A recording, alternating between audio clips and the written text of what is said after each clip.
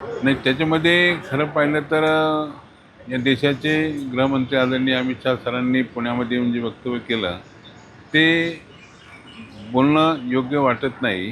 कारण मी पाहिलेलं शरद पवार गेली 60 वर्ष असणाऱ्या लोकांच्यामध्ये काम करणारा नेता, देशाचे नेते, जिल्ह्याचे सुपुत्र म्हणून ज्यांची ओळख आहे, ते शरद पवार साहेबांच्या बाबतीमध्ये असं बोलणं बरोबर नाही. कारण शेवटी पाठीमागच्या लोकसभेच्या काळामध्ये भटकती आत्मा म्हणून ज्या पद्धतीने उल्लेख झाला, त्यामध्ये लोकसभेला किती मोठा फटका बसला.